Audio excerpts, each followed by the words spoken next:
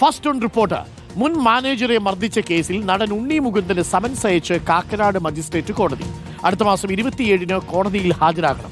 കേസിൽ info park police കുറ്റപത്രം സമർപ്പിച്ചിരുന്നു. എസ് ശരൺ കൂടുതൽ വിവരങ്ങളുമായി. Sharan, good morning. ശരൺ, ഈ കേസിൽ അത് രാജിയായൊരു കേസല്ലേ, ഒത്തുതീർപ്പിലേക്കൊക്കെ എത്തിയതല്ലേ? ഈ കുറ്റപത്രം കൊടുത്തത് കൊണ്ടാണോ സമൻസ് അയച്ചിരിക്കുന്നത്?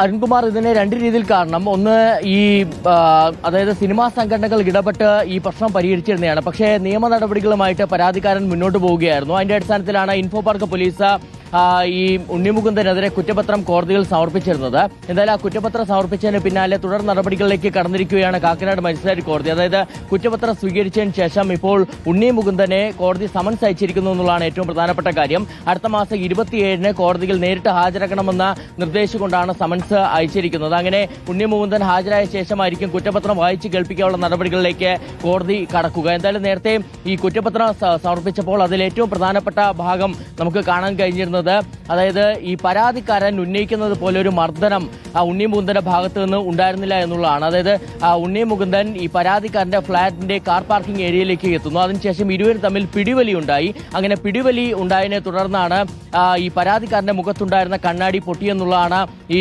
കുറ്റപത്രത്തിൽ പറഞ്ഞത്. അതിനപ്പുറം പരാതിക്കാരൻ ഉന്നയിക്കുന്നത് പോലെ ക്രൂരമായിട്ടുള്ള മർദ്ദനമൊന്നും ഉണ്ടായില്ല എന്നുള്ളതാണ് കുറ്റപത്രത്തിൽ പറഞ്ഞു വെച്ചിരുന്നത്. നേരത്തെ വലിയ രീതിയിലുള്ള അന്വേഷണം ഇൻഫോ പാർക്ക് പോലീസിന്റെ ഭാഗത്തു നിന്ന് ഉണ്ടായിരുന്നു. പ്രത്യേകിച്ച് ഉണ്ണി മുകുന്ദനെ ചോദ്യം ചെയ്തിരുന്നു. അങ്ങനെ ഉണ്ണി മുകുന്ദനെ ചോദ്യം ചെയ്യുന്ന സമയത്ത് അദ്ദേഹം പറഞ്ഞിരുന്നത് ഒരു വൈകാരിക പ്രകടനം മാത്രമാണ് തന്റെ ഭാഗത്തു നിന്ന് ഉണ്ടായെന്നുള്ളതാണ്, താൻ മർദ്ദിച്ചിട്ട് എന്നുള്ളതാണ്. അത് ശരിവെക്കുന്ന ഒരു കുറ്റപത്രം കൂടിയാണ് പിന്നീട് ഇൻഫോ പാർക്ക് പോലീസ് കോടതിയിൽ സമർപ്പിക്കുകയും ചെയ്തിരുന്നത്. ഏതായാലും അതിന്റെ ഒരു അടുത്ത നടപടിക്രമം, അതായത് കോടതിയിൽ കുറ്റപത്രം സമർപ്പിച്ചതിന് ശേഷം കുറ്റപത്രം സ്വീകരിച്ചതിന് ശേഷമുള്ള നടപടികളിലേക്കാണ് ഇപ്പോൾ കോടതി കടന്നിരിക്കുന്നത്. Okay, thank you. ശരണാണ് വിവരങ്ങൾ നൽകിയത്. സമൻസ് അയച്ചിരിക്കുകയാണ് മജിസ്ട്രേറ്റ് കോടതി. സംഘടനകളൊക്കെ ഇടപെട്ട് ഒരു തീർപ്പാക്കിയതാണ്, രാജിയാക്കിയ സംഭവമാണ്. പക്ഷേ പരാതിക്കാരൻ പരാതിയുമായിട്ട് മുന്നോട്ട് പോയി എന്നുള്ളതാണ്.